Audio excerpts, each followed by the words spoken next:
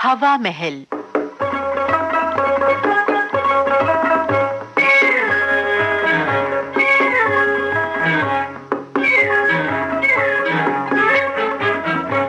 हवा महल में आइए आज सुनते हैं नाटिका एक और सच। लेखिका वीणा काबरा, निर्देशिका अनुराधा शर्मा।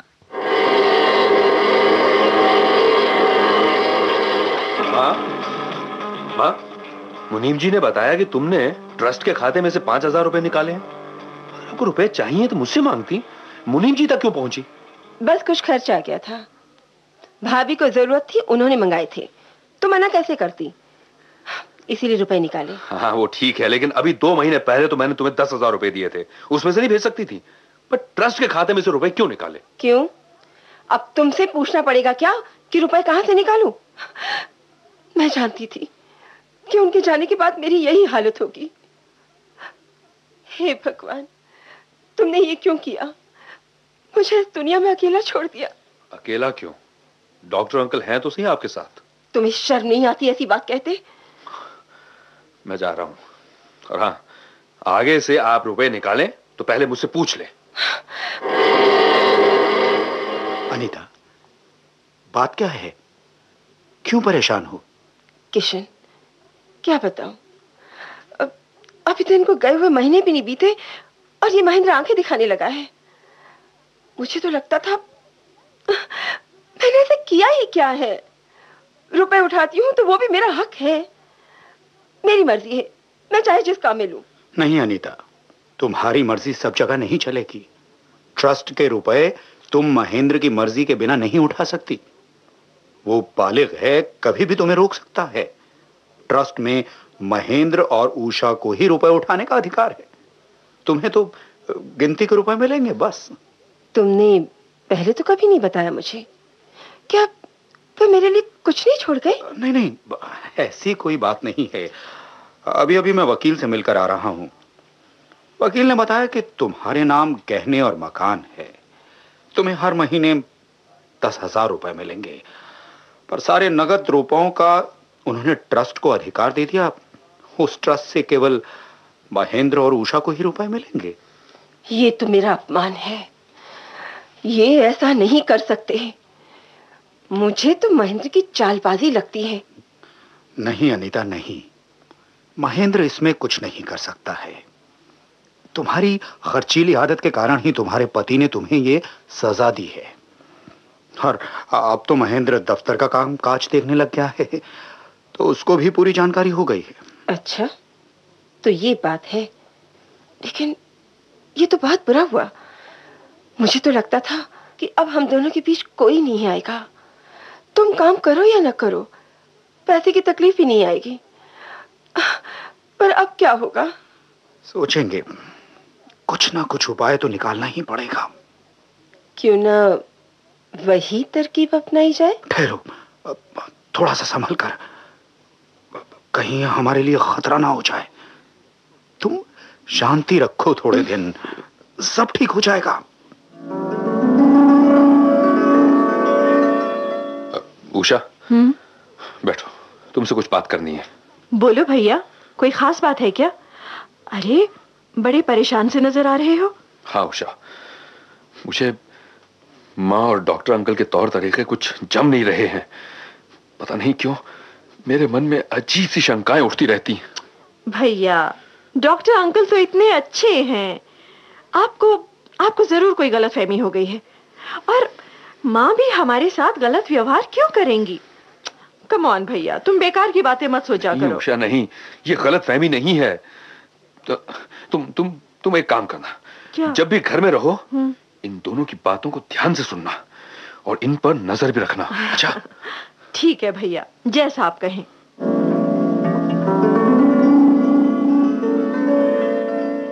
किशन, आपने क्या सोचा है?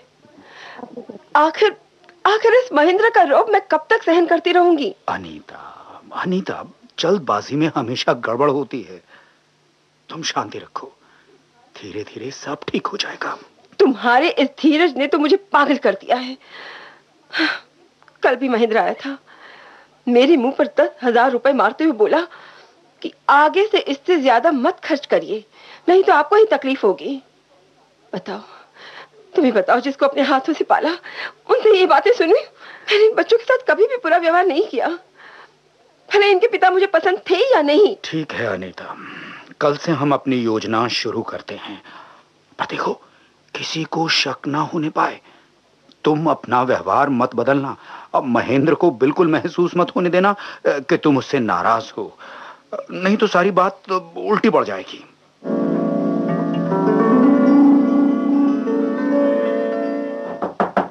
भैया, भैया, भैया 10 बज गए हैं, उठते क्यों नहीं? दरवाजा खोलो भैया। माँ, रामदीन, माँ, माँ देखो ना, अभी तक भैया उठे नहीं। मैं कब से दरवाजा खटखटा रही हूँ तो भी खोल नहीं रहे हैं। अब बिटिया रुको, हम दरवाजा ऊपर से खोलते हैं।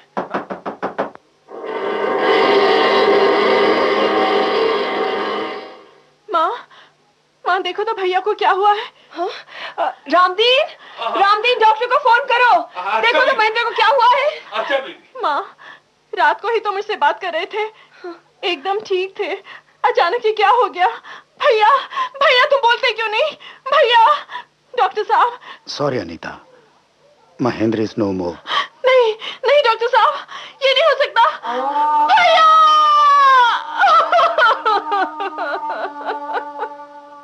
भैया। उफ, क्या किया जाए, किससे बात की जाए? अरे हाँ, अच्छा याद आया, वीना ने डिटेक्टिव एजेंसी खोल रखी है, क्यों ना उसी से बात की जाए।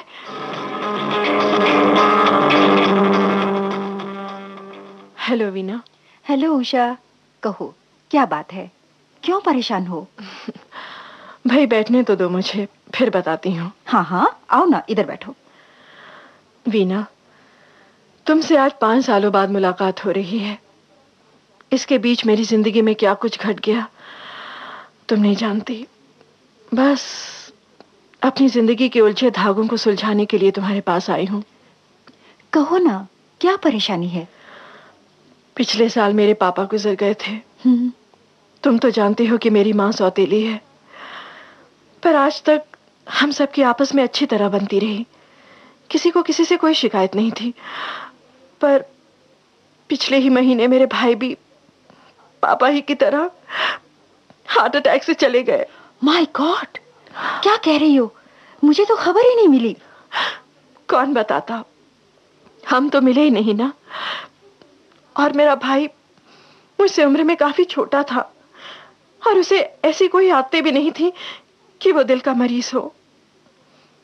वीना, जानती हो, उसकी मौत के करीब 8 दिन बाद डॉक्टर अंकल और माँ को मैंने कमरे में बातचीत करते हुए सुना। अनीता, तुम ये ठीक नहीं कर रही हो। जरूरत से ज्यादा हाथ फैलाना अच्छा नहीं है। किशन, तुमने अगर अब मेरी बात नहीं मानी तो मैं तुम्हारा भांडा फोड़ दूंगी। अनीता, मुझे तो कुछ नहीं होगा, तुम ही फंसोगे। माना कि तुमने मेरे कहने पर ये सब कुछ किया, पर उसका सबूत क्या है? अनीता, हमारे कदम बड़े गलत रास्ते पर चल चुके हैं। माना कि अब लौटना संभव नहीं है, पर अब भी अगर हम संभल जाएं तो बात ठकी रहेगी। मेरा मन अब और आगे कुछ करने की गवाही नहीं देता है अनीता। क्या क्या यही सोचकर तुमने मुझे सुरेश से शादी करने पर मजबूर किया था? आज जब मैं पूरी तरह तुम्हारी हो जाना चाहती हूँ तो तुम ही पीछे हट रहे हो। अब तो राह का कांटा सिर्फ उषा ही है। उसका पत्ता साफ करना तो अपने बाएं हाथ का खेल है। अच्छा भाई, अब आपसे प्यार किया है तो ये भी करना ही पड़ेगा। वीना, अब तू ही बता मैं क्या करूं। मुझे तो लगता है कि इन दोनों ने ही मिलकर पापा और भैया को मौत के घाट पहुंचाया है। वैसे डॉक्टर ने इनकी मौत का कारण दिल का दौरा बताया है, लेकिन उन दोनों के व्यवहार से साफ जाहिर होने लगा है कि उनकी आंखें पिताजी की संपत्ति पर हैं। पर तुम्हारी माँ को तो कोई कमी नहीं थी। वो ऐसा क्यों करने लगी? क्योंकि पिताजी ने सारी संपत्ति हम दोनों के नाम लिखकर माँ को सिर्फ ट्रस्टी बना दिया था। ओह। और इसके लिए उन्हें उनके जीवित रहने तक हर महीने कुछ रकम मिलती, पर माँ के मिलने जुलने वालों को पिताजी बिल्कुल पसंद नहीं करते थे। खासकर डॉक्टर अंकल की तो वे शक्ल भी नहीं देखना चाहते थे। पर क्यों? पहले तो मैं भी यही सोचती थी और पिताजी को हमेशा गलत समझती थी, पर वीना, अब जो बातें सामने आई हैं उससे लगता है कि पिताजी सही थे। वीना, अब तो मुझे मेरी जिंदगी भी खतरे में लगती है। अब तेरी मदद की जरूरत है। तू ही कुछ ऐसा कर जिससे हम पुलिस तक सबूत के साथ पहुंच सकें। उषा, धीरज रखो। काम तो तेरा जरूर होगा, पर इसमें समय लगेगा। सोचना पड़ेगा कि कैसे किया जाए। तुम बिल्कुल निश्चिंत रहो, पर आंख और कान खुले रखना, ठीक है? कल मैं तुम्हारे घर आती हूँ। ओके। अरे वीना, तुम भाई कैसी हो? कहो कैसे आना हुआ? मम्मी, ये है मेरी पुरानी सहेली वीना। नमस्ते आंटी। खुश रहो बेटी। तुम लोग बातें करो, मैं चाय ले आती हूँ। हाँ? उषा, कैसी हो? तुम्हारे शहर में आई थी तो सोचा चलो तुमसे ही मिल लिया जाए। बड़ा अच्छा किया। कितना अच्छा लगता है ना इतने बरसों के बाद मिलने पर। वैसे क्या कर रही हो आजकल? तुम्हारे शहर की एक कंपनी में नौकरी मिली है। अच्छा? अभी तो होटल में ठहरी हूँ। घर की तलाश है, देखो कब मिलता है। लो भाई, चाय आ गई। ये लो, चाय पियो। तुम घर की क्या बात कर रही थी? कुछ खास नहीं आंटी, मेरा ना यहाँ तबादला हो गया है, जरा घर की तलाश है। अरे तो इसमें चिंता की क्या बात है? ये इतना बड़ा घर किस काम का? जब तक तुम्हारी मर्जी हो यहाँ रहो, जिस दिन मन न लगे चली जाना। नहीं आंटी, ऐसा कैसे हो सकता है? अरे हाँ वीना, माँ एकदम ठीक कह रही है। मेरे लिए भी तो कंपनी हो जाएगी। ठीक है भाई। आंटी लाइए, मैं चाय बना देती हूँ। रहने दो भाई, आज तुम बना दोगी, पर कल तो मुझे बनानी है। तुम बाहर बैठकर टीवी देखो, मैं अभी चाय ले आती हूँ। उषा, कुछ गड़बड़ है। क्या? इस चाय को मत पीना, अपने कमरे में ले जाना। ठीक है। लो भाई, चाय आ गई। ये लो उषा, ये है तुम्हारी चाय। लो पकड़ो। लाइए मम्मी, ये मैं अपने कमरे में ले जाती हूँ, मुझे थोड़ा सा काम है। आंटी, मैं भी अपने कमरे में जाती हूँ। उषा, दोनों चाय को अलग अलग बोतलों में डाल दो, अब प्रयोगशाला में जाना है। ठीक है, पता तो चले क्या गड़बड़ है। उषा, देखा ना, मेरा शक सही निकला। इसमें एक ऐसी दवा मिलाई जाती थी जो धीरे धीरे इंसान का दिल कमजोर कर देती थी। ओह माय गॉड, ये प्रयोग अब तेरे साथ भी शुरू हो गया था। अब इसी रिपोर्ट के साथ हम पुलिस के पास जाएंगे और तुम्हारे पिता और भाई की पुरानी फाइल खुलवाएंगे। हाँ बिल्कुल ठीक। मम्मी, मैंने नहीं सोचा था कि माँ के इस चेहरे के पीछे एक हत्यारन का चेहरा छिपा है। नहीं नहीं, मैंने कुछ नहीं किया। ये तो किशन ने मेरा दिमाग खराब कर दिया था। बता कोई औरत ऐसा कर सकती है? देख, मुझे माफ कर दे बेटी, मुझे माफ कर दे। श्रीमती अनीता सेठी, अब आप अदालत ही में माफी मांगे तो अच्छा रहेगा। चलिए। एक और सच, वीना काबरा की लिखी ये नाटिका अभी आपने सुनी। इसमें भाग लेने वाले कलाकार थे गीता खन्ना, ज्योति शर्मा, प्रीति शर्मा, किशोर कपूर और नरेश सूरी। प्रस्तुति सहायक कब्बन मिर्जा, प्रस्तुतकर्ता अनुराधा शर्मा। अब आज का हवा महल कार्यक्रम समाप्त हुआ।